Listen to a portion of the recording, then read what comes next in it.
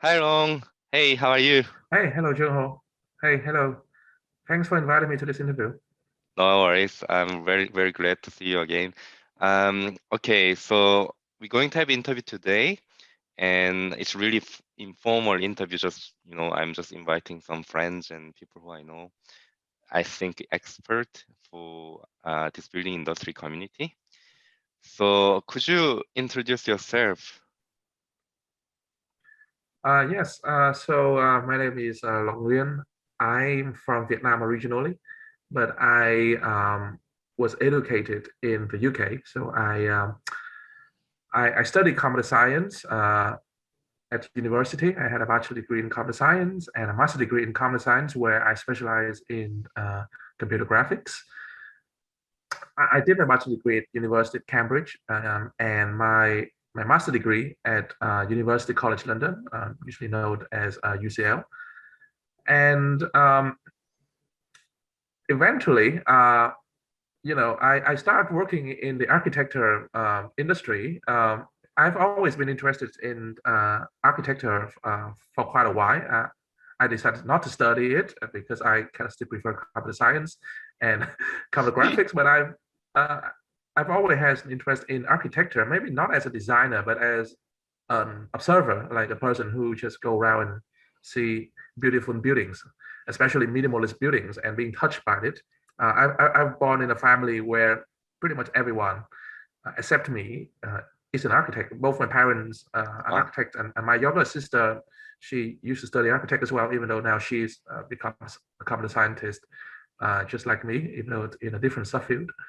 Um, and so after graduation, after I finished my master's degree, I eventually started working in the architecture field. At that time, I was mostly developing custom tools for Revit to help um, automate certain BIM related tasks to make Revit a little bit easier to use to do common routine tasks that's very tedious to do manually, to basically do the things that you know BIM a BIM software is kind of supposed to do for you automatically, or at least semi-automatically. It was fairly early day of BIM adoption in around the world, even though BIM has been around for quite a while, but the adoption only starts around 2010. Well, around that time, 2010, people are still debating whether they should switch to BIM or just stick with, their own CAD technologies. So it was a fairly early day for the mass adoptions. And now, and some point around 2014, I had a chance to work on a Zaha Hadid project. Basically, it was a theater in Morocco, I believe, and the project was asked to be delivered in BIM unofficially. And I was hired as a consultant for the company that did the facade design for this theater in Morocco. So I didn't work with Zaha Hadid directly at all. I didn't even work for her company, but I was just an external consultant for this particular Zaha Hadid project, where I helped them model this complex double curved surface of the facade of the theater inside Revit. So basically, we developed a custom workflow to interrupt the model between Rhino and Revit. So it's not just exporting the model from Rhino to Revit, it's actually about recreating the model using Revit geometry based on the current information inside Rhino. And at that time, it was kind of a big step toward doing free-form curve modeling in BIM. Now, these days, there are actually quite many tools that allow you to interact between Rhino and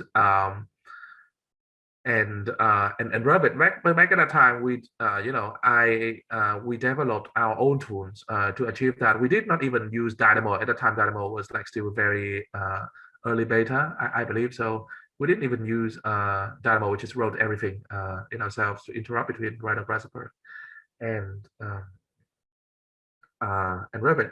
And after that project, I realized there's like a huge potential. There is like a huge rising demand for a person like me with a skill, or a computer science skill, with a not just computer science skill, but a specific subset skill in computer science, namely the skill of computer graphics and computational geometry, and like particular and together with the common problem solving skills in computer science. So there's a huge rising demand for that particular skill set in the architecture community. And so I decided to, kind of change my direction a little bit. And I eventually found an opportunity at University of Stuttgart in Germany. So I went to University of Stuttgart in 2014 and joined the Institute for Computational Design as a full-time researcher and lecturer. So during since 2014 until very recently, I have been researching and teaching in the field of computational design, and I specialize in computational geometry, a bit of agent-based modeling system, a bit of what we are now often called generative design. But mostly I help people solve computational geometry problem and design problems. So the architects usually they have a certain kind of problem and they come to me and I help them how to solve it using just computational design. I have to advise them they give me kind of the problem definition of the inputs, the expected inputs, and I ask them, okay, what is the kind of output that you need to produce, and then I will advise them which algorithm would approach it is even realistic or possible to achieve with a modern computer, or you need a supercomputer or something like that, or is it out of their capability, or is it beyond the current understanding of of our technology, something like that. And even if it's possible, is it possible within the time frame that they want? Is it really difficult? Do we have tools to do that, or we need to develop custom tools? So those kind of questions, but it's mostly central lab problem solving.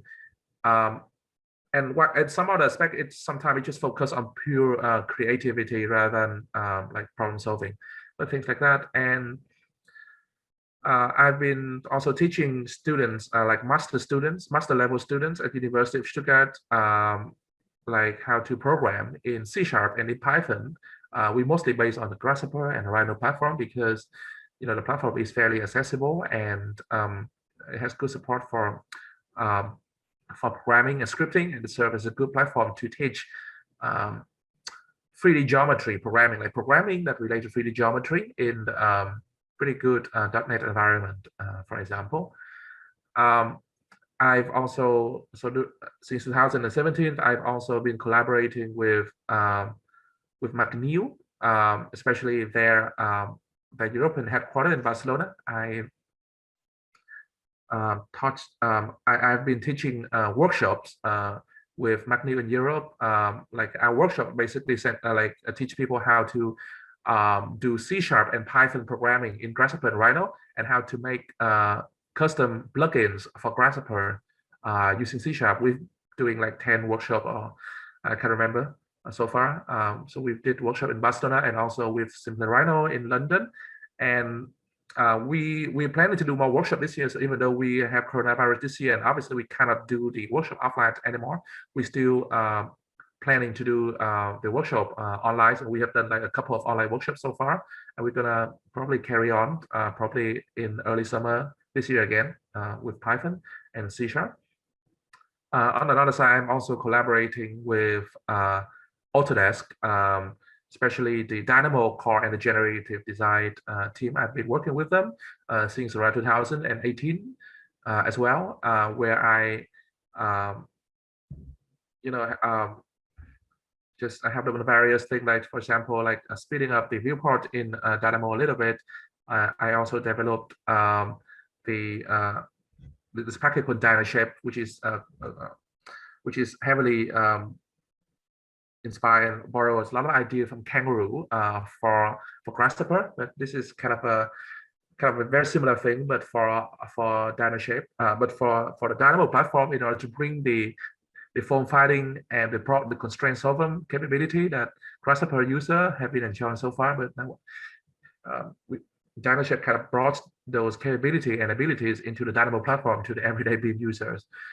And so now I'm kind of working from home. I've been doing some traveling lately, mostly to teach.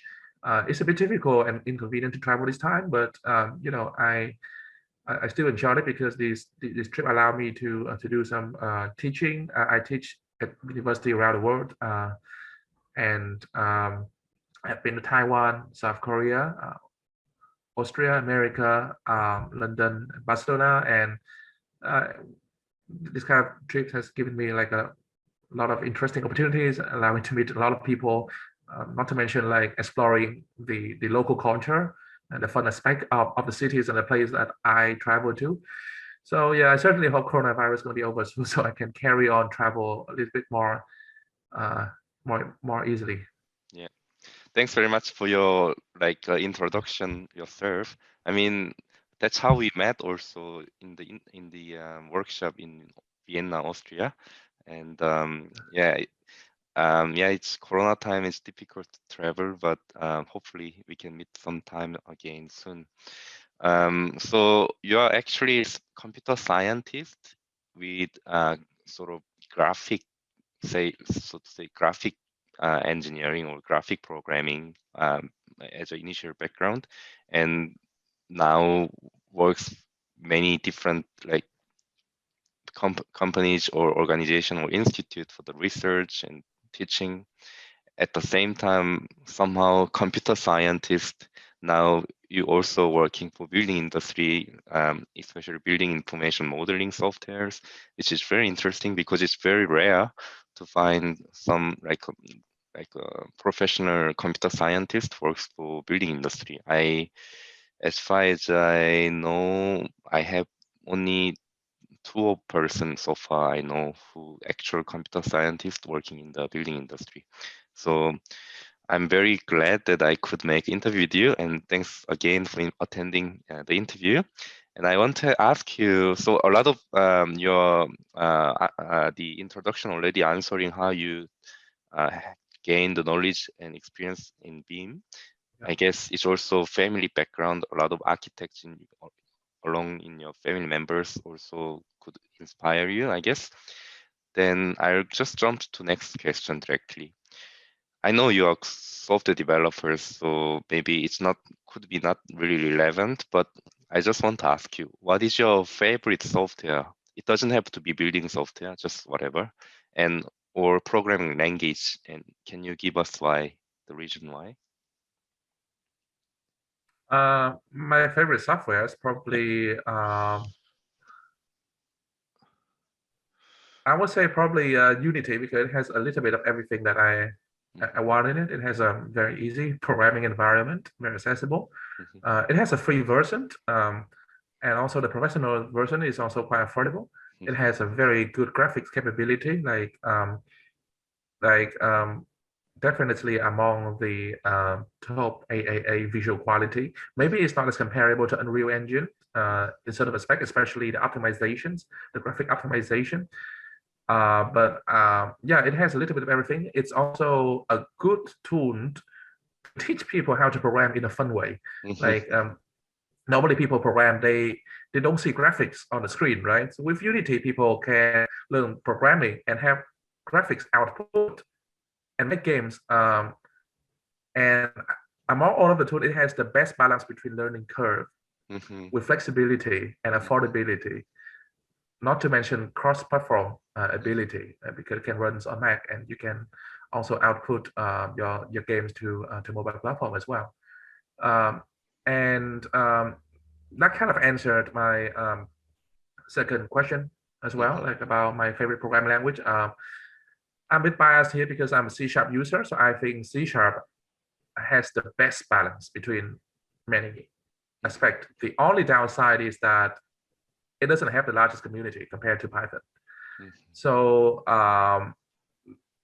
by popularity, Python is the most popular programming language, I think. mhm, Maybe JavaScript, but I heard that Python overtook JavaScript a few years ago.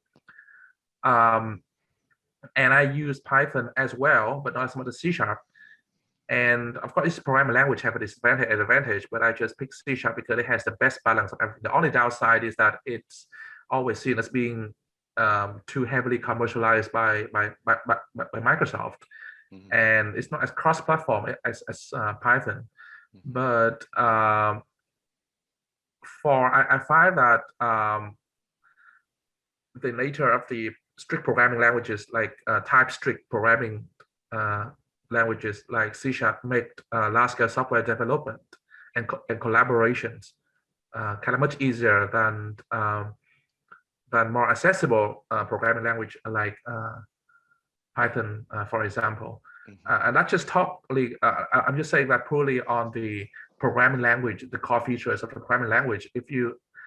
I'm not judging, I'm not talking about the ecosystem and the community. If you talk about the community and the ecosystem, then you really cannot compare, because let's say if you want to do AI, Python has a large community, and it's just the ecology of library for Python to do AI is way larger. So C# has a disadvantage. So if I have to pick up a programming language from a pure programming language perspective, just based on the technicality, not the ecosystem, even though this is actually an important part of a modern programming language, you cannot talk about programming language in isolation with its ecosystem of library. But if you just talk about pure programming languages as a kind of a mathematical construct, I have to pick C# as my kind of favorite. Yeah. Thank you very much. I think that helps a lot for people who decide or start to run new language. As well as software, I really like Unity 3D as well. I wish to continue to run for the next couple of years. All right, so I guess this question is also something related to programming, but I'm talking more generally about parametric design tools. I think this parametric design tool or generative design strategy is quite useful in our everyday practice in architecture or engineering office. What would you suggest to AECO disciplines to learn programming? Like, so let's say whoever, like facility manager or structural engineer or architects working in building industry, what would you suggest to learn in terms of programming? How should we start with?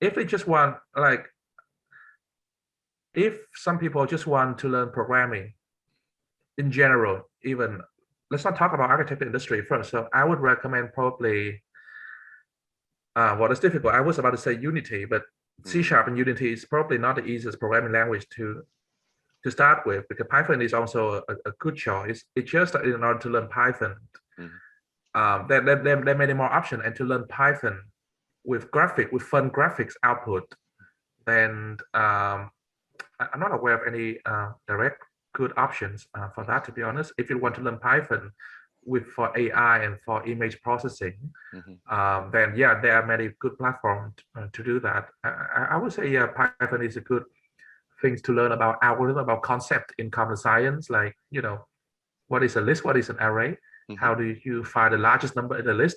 Those kind of common problems like seem very trivial, but it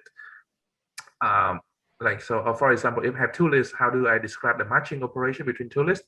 A more general problem, like if I have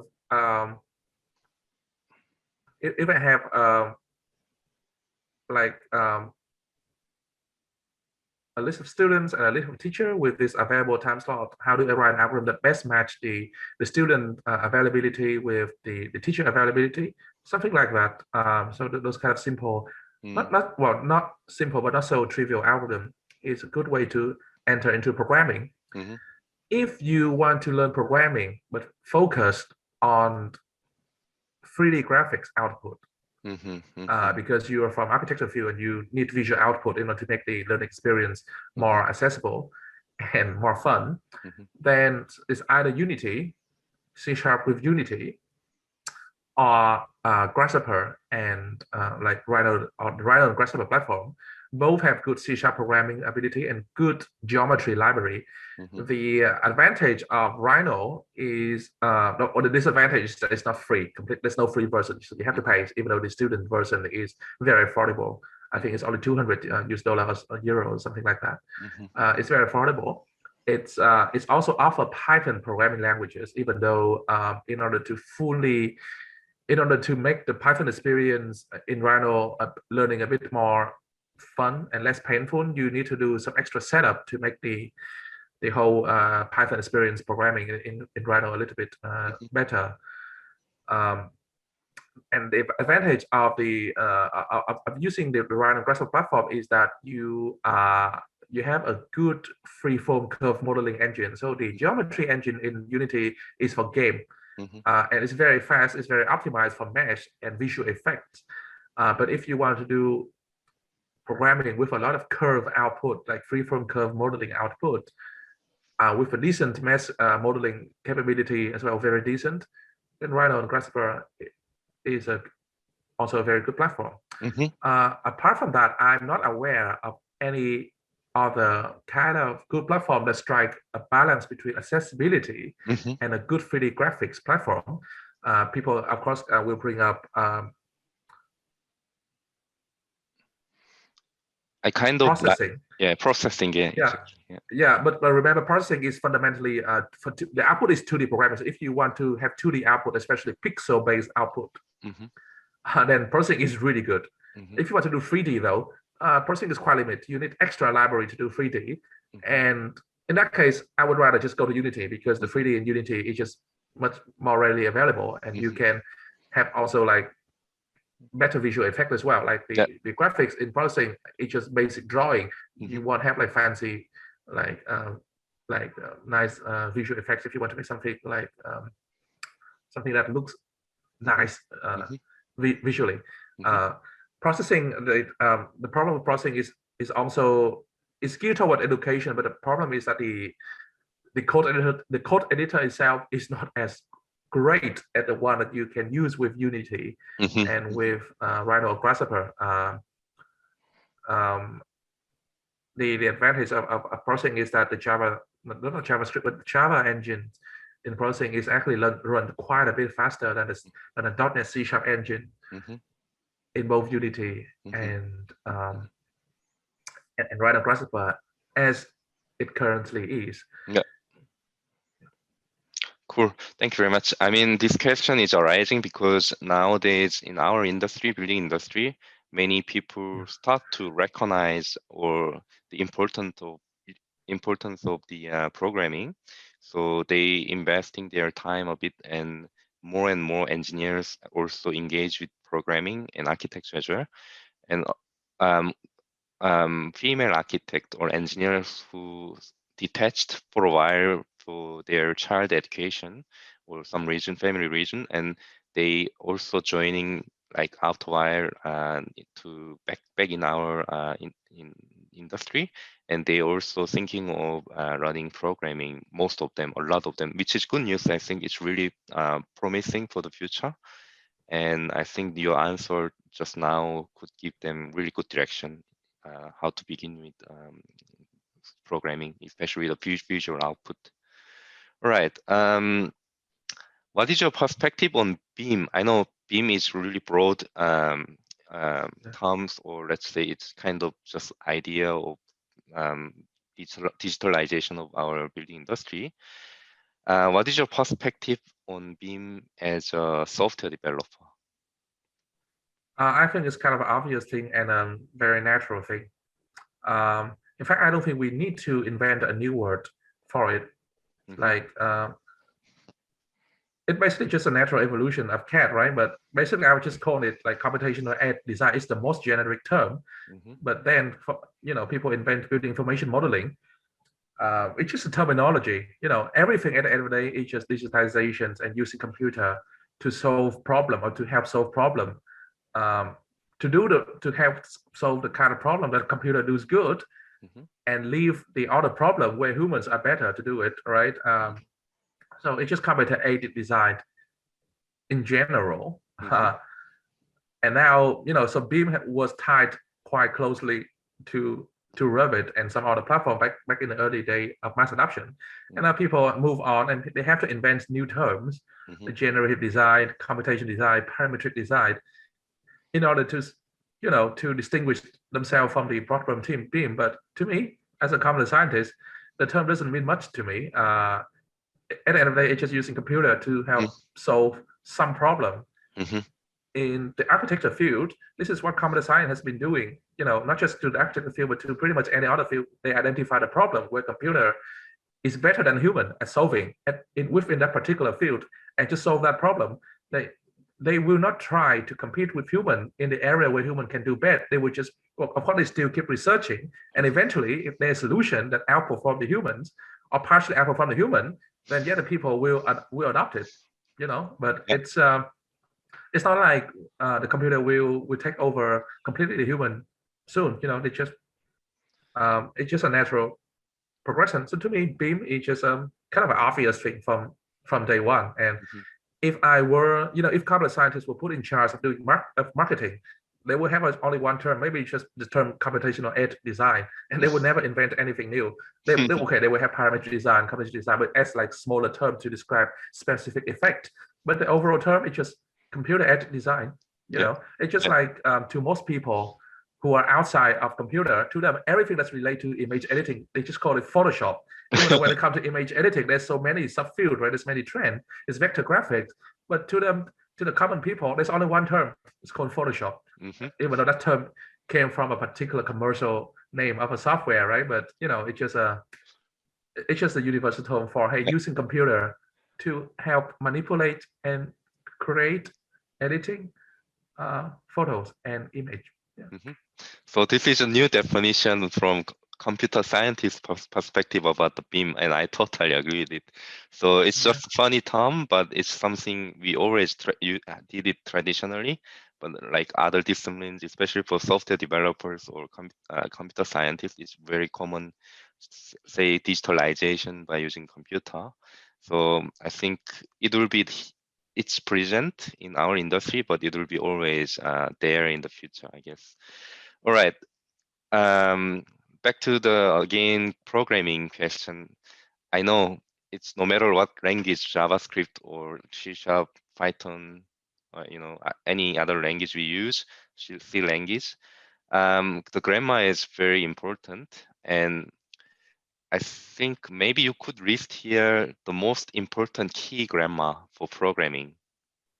Because I think programming is also it's kind of pattern language. You have like sort of list of certain pattern like a pattern of grammar that you use. Maybe you can suggest maybe a couple of list of important key grammar for programming. Oh, this question has no good answer because it's just like what is the best grammar to learn in English language? There's no best language. There's no best grammar to learn in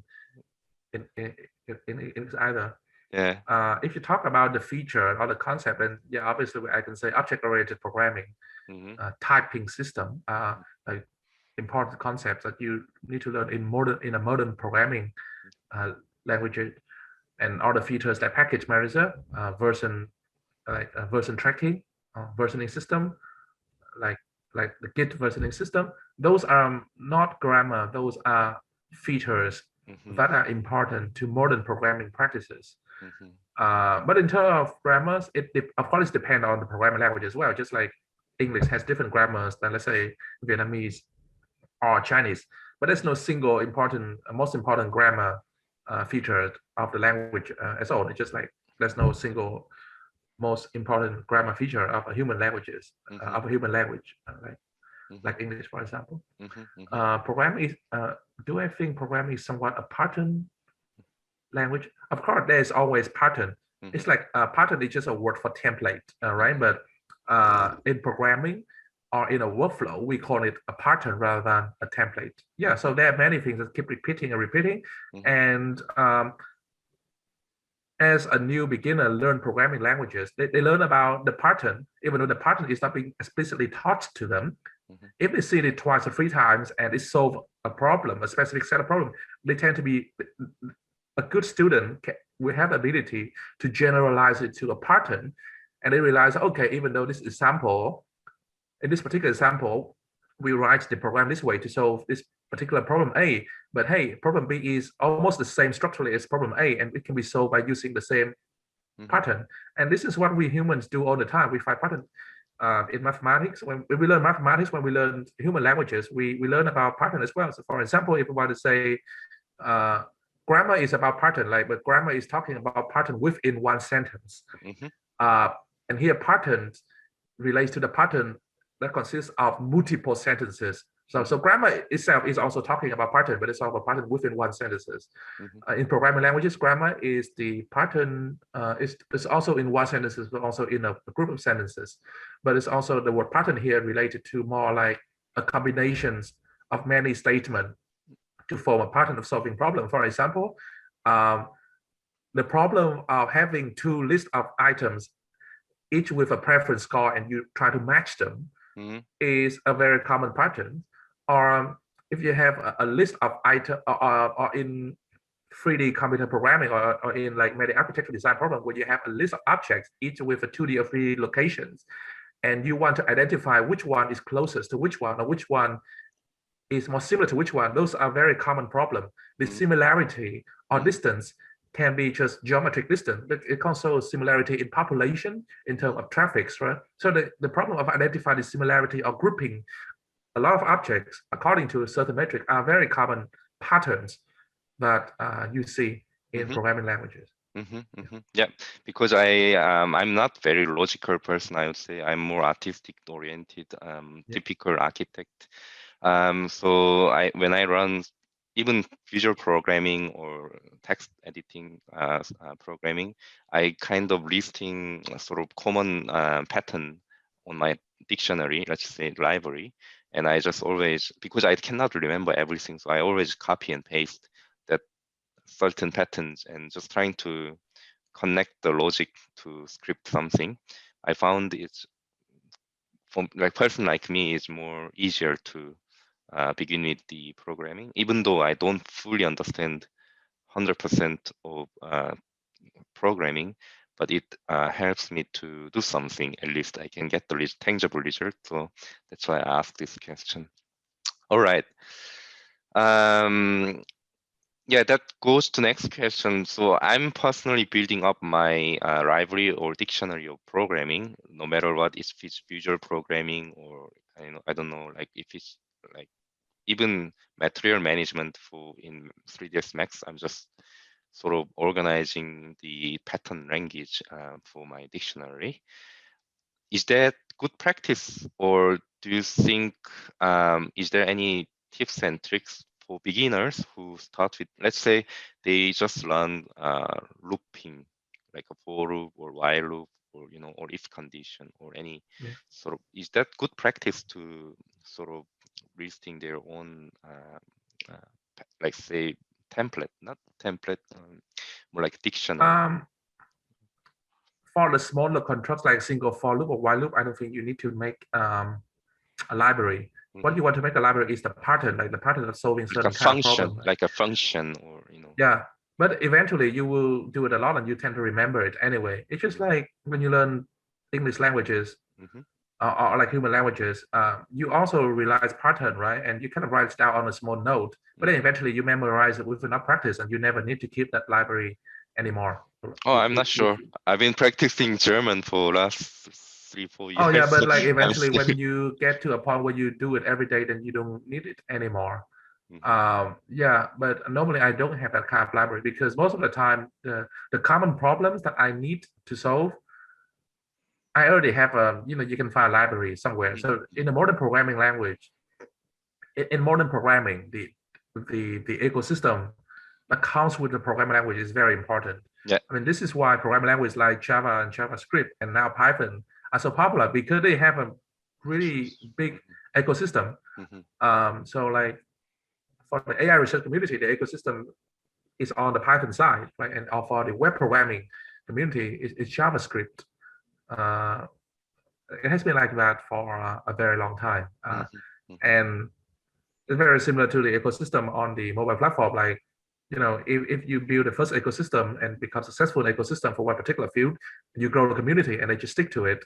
And it will be very hard for someone who comes after to take the community away from you. Like they have to be exceptionally great in order to mhm, like to claim the market dominance. mhm, Yeah, that is why there will almost be never a scenario in the near future to have a single programming language that rule the world, because they target very different market segments, and they don't even compete with each other, because they just like tackle different market and different areas. So this is not even like iOS compared to Android, because and Android, are still targeting the same kind of audience, right? Programming language are not even like that. They don't even targeting the same audience. They have like very well defined uh, different market. And so that's also answer the question, like let's when you want to learn programming language, it depends on which field you are, right? And so if you're neutral, then I would recommend starting with Python, and then later pick C++. Back in the old time, there was a time when most people learned C++ as their first programming languages, because at that time it was the default language to write like real software applications, like like either commercial or free. And so C++ was the factor that was the factor the default. But now we have more modern programming languages like C# or Python, and people have more choices now. There has never been an easier time to learn programming, especially self-learn programming, because there's so many materials online. Some are free, some are not free. The tools to write programming code and to run and develop code are also much better than, let's say, a decade or 2 decades ago. To compare to the time where I started to learn programming at university, there has been like tremendous progress in terms of new programming languages and ecosystem, and also the tools that they use to write programming code. Not to mention that the computer also run much faster now. So even when you learn programming, because with a faster processors and more available RAM memory, you can actually have like much more like bigger output, especially when you do like 3D programming. Yeah, you can just create more objects, and you can it makes things a bit more fun to the whole learning experience as well. Thank you very much. So let's now next question is, okay, so library doesn't really matter, and it's anyway, Google is great library, I guess. These days you can search and communicate. Yeah, for learning you can keep a library, but don't take it too seriously. So don't try to take care of it, don't try to make it look perfect, because in practice you will very rarely use your personal library. Well, unless you do something new or something that, or if there's no existing library that solves your problem, then you keep your personal library. And sometimes this library you keep it to yourself because it's only meaningful to you. If you share it, it doesn't apply to other people. But if you make a library that solves like some general problem that you think other benefits, like you can make it open source, you can share it to other people. Okay, thank you. But it's like still my brain is like architect mind, where we always like keeping the library of this material list and so on. All right. So do you think, I think you are a lecturer at university and you taught many different universities globally. I'm not sure if it was really for building industry students, but do you think students of our industry, like let's say our industry is like building industry, should learn about programming at university? Because it's really rare. There's no course. I general think it's even earlier than that and beyond architecture. I think any majors or subjects or field with a technical orientation has to learn programming. So it's engineer, chemistry, science, math. Not just architecture. Architecture is definitely both creative arts and technology, right, and science at the same time. And because the fact that it has a technical aspect of it, it's important to take programming, because architect is not just about creativity, but it's also about solving specific problem where the humans will be a part of the problem, right? The problem of, let's say, traveling traffic, of living space. Those specific problems, they are not just a matter of creativity and art or artistic expression, but a specific problem. And it's obvious that there are many problems that computers can solve better than us.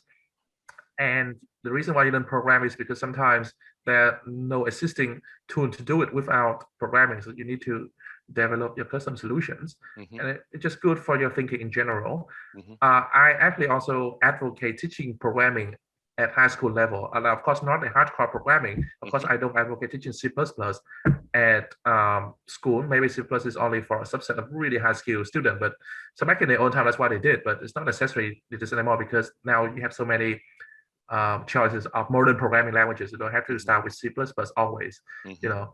But I would recommend teaching programming language. I would recommend teaching visual programming language to maybe elementary or middle school, like fun programming, simple programming languages, no Mm-hmm. loop, just linear programming, just a linear flow of command Mm-hmm. with if statement, with conditional, because Mm-hmm.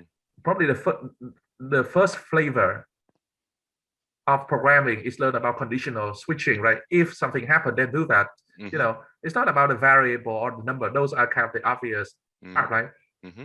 But the first grammar that you kind of learn that feels Effects. like program that make Mm-hmm. you feel that you write something that Mm-hmm. can do things intelligently or automatically is when you learn about conditional. Like if something happened, let's do this or do that. So, Mm-hmm. and that's something that kids can totally understand, right? So Mm-hmm. you use fun visual programming Mm-hmm. that help kids to make game based on conditional statement. Mm-hmm. And then so at that time, no loop, no functions. Yeah, okay. And then you learn about function and then loop eventually. Mm-hmm. And you learn about textual programming languages probably at high school level. Mm-hmm. Uh, yeah, I think it should be make compulsory Yeah, or mandatory, just like mathematics and any other subjects. I think so. I mean, these days I had a small interview with the internship, like kid from like a boy from the secondary school at the office, and I asked him because he has different parents' background, speaks already 5 languages, human language, and I asked him how many languages you speak, and he already include like C# and Python in his language list. So I was quite surprised. Wow, wow! When they grew up and when they really work in a professional field, then like my age going to be a senior, like senior position or senior at age, and I felt that I need to prepare for this new generation. Otherwise, I'm gonna completely detach from what they're doing in the future. So that's why I think, yeah, I think schools are doing, but I'm not sure universities are doing. But that's my question. And when you taught at university as a computer scientist, let's say in building industry, right? What was the challenge for you, or what was the difficulty as a lecturer or researcher to teach programming for architect, let's say? It's just that there's not enough time. Okay. That's pretty much. I don't find any particular. I Mm, mean, there's no single topic that's too hard for me mhm, mhm, to mhm, to not be able to teach, given enough time. mhm, mhm, Yeah, so the problem is just the time allocation because the architects want to learn a lot. Like they want to learn basically not programming from scratch mhm, together with 3D programming, 3D graphics programming. mhm, And now they also want to throw in AI and machine learning. mhm, mhm, Okay, so you learn new programming language, you learn about 3D graphics programming, um, and then plus all the stuff. Basically, they want to learn everything that a computer science student would learn in the first 1 or 2 years, but Okay. within one semester. Mm, So that's not possible. mm, So it's just about the time, right? mhm, But in terms of the difficulty of the topic, I don't find anything particular challenging because given enough time and preparation time, mhm, if you give me enough time to make the slides and the sample, then I mhm, can explain pretty much anything. It's just mhm. like Time is I'm the enemy. kind of persons who generally have patience Mm, and enjoyment in explaining difficult technical concept mhm, to the people outside of my field. Like when you explain a difficult concept and people understand it and be able to execute it, mhm, writing the code and execute and they understand it, I find it rewarding in itself. Like so if they understand and they program and it works, yeah, that's great. Even though they want people to remember and mhm, recreate it tomorrow, but as long as they understand it and they see why it works, even though they want to be able to remember it and go out there and do it again by themselves, mhm, and it's considered that for me it's a big success. And I manage to do it every time, no matter how difficult the topic is, just give it enough time and preparations. mhm. Thank you, Long. So I'm going to give you a last question. Yeah. So as time goes, I mean, with time, I'm always, as an architect, I'm always interested in many things. So I'm trying to learn new things every day, if it's possible. So these days, I'm learning a lot about, of course, programming and game development with Unity Yeah. 3D. I wanted to try Unreal Engine, but couldn't find really time to figure it out yet. But I want to ask you if it doesn't have to be professional related, maybe even your private hobby related, it can be fine. If you have anything to learn something in the future or every day from now, what would you like to learn and why? What do I want to learn and why? Hmm. Is there anything you want to Uh, learn, or is there nothing to learn for you? oh, yeah, there's many things for me I want to learn, but there's outside of programming. I think I come to a moment in my life where I I realize there's many other interesting things outside of work. So, Okay. I want to travel, learn about Mhm. different cultures for sure. Yeah. But in terms of this particular field, yeah, Yeah. so one thing I've never been able to have time to actually learn properly, even though it's originally Mm, comes from my field, is it's about AI and yeah. machine learning. Mhm, Everybody want to jump on it mhm, these days. But for the past like 5 or 6 years, I've never looked at it mhm, properly. mhm, But now, being able to work online remotely, working from home, mhm, I think I can afford the time to actually learn some of this to update myself with mhm, modern AI mhm, mhm, programming. mhm, There's also many things in many new achievement in computer graphic, especially in real-time rendering, mhm, that I want to learn as well. There's highly technical, mhm, uh, and I'm not even in a good position to understand those words myself because I lack certain kind of essential mathematics mhm, and mathematics knowledge in order to even comprehend mhm, those kind of new achievements. There's mhm, also like this whole new field of blockchain technology that mhm, I've never had the time to look into. Of course, I know what fundamentally a blockchain is, but I actually never do software development or actually do programming mhm, using it. mhm, mhm, So there's many interesting going on, and yeah, but I realize there's other things for me too. I want to mhm, learn as well outside of just the computer. mhm, mhm. So mathematics going coming back when you goes to even beyond. Oh my God, mathematics, we generally hate about Yeah, mathematics. this is applied mathematics. This is one of the two most important kind of branch of mathematics that are Mhm, very important to the 20th century. Not just computer, but it basically enables the advances other fields are statistics mhm, and linear algebra. Well, mhm, I should say linear algebra and calculus. mhm, But even though calculus and linear algebra were invented in the previous centuries, same with statistics, like the concept of probabilities, but they are two or like three branches, specific branches of mathematics that are crucial to the development, to the mhm, advance of humans in the 20th century. mhm, Right? There are other branches of mathematics as well that were not so important. mhm, Well, they are important in their own right, but they not directly mhm, like enable. They do not directly enable the advance of human 20th century. So, like set theory, mhm, which is a branch of mathematics, or discrete mathematics, they are important in itself, very important for philosophy, but mhm, they are not as important as linear algebra and mhm, calculus and statistics when they come mhm. to the 21st century. Yeah. So, yeah, if you learn engineers, if you do engineers, it's impossible to avoid Mhm, mhm, knowing linear mhm, algebra and calculus. And most of the recent advance in computer graphics that most common people don't even see yet, in order to understand those technology, the mathematics behind those algorithms, mhm, you have to understand linear algebra and mhm, calculus. mhm, mhm, mhm. Wow. On the other hand, if you want to do like AI, it's impossible not to know statistic, Mhm, mhm, like or modern statistic and probability theory. Yeah, mhm, mhm. It's never ending story for this technology and going like because it's something these things are something we're trying to do innovations or something we want to invent. So yeah, it's never yeah, ending story. Yeah. yeah.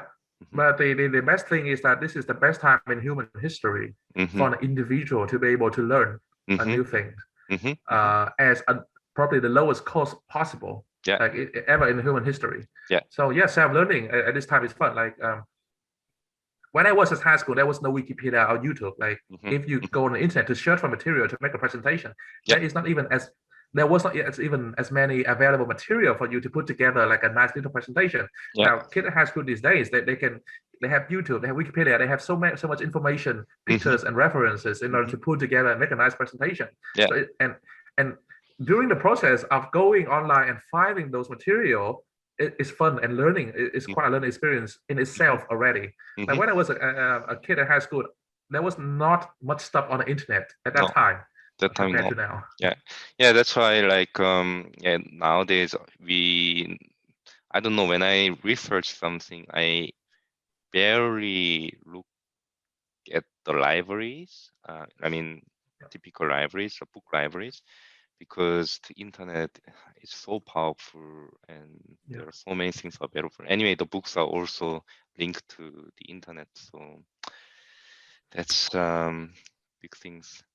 All right, Long, thank you very much for, that's my all question. I think you answered really, really useful things for us. And yeah, I just want to mention that this interview today is really not reflect on our current employment. It's all about our personal opinion, and it's very informal, like friendship kind of interview. So people who listening our video today is just consider it as our opinion. And right, so I will also, Long, hello, maybe it's disconnected. Yeah. The internet may be a little bit disconnected from your side. Okay, it's better now. Now it's freeze. Okay. So I just want to summarize. Thank you very much for the interview today, and it was really helpful. And I wish you all the best. And hopefully we can catch up soon in Vienna or Germany when this pandemic time is over. And then I will stop interview here and wish you have a nice weekend. Thank you, Long. Thank you. Thank you. Bye bye. Have a nice day.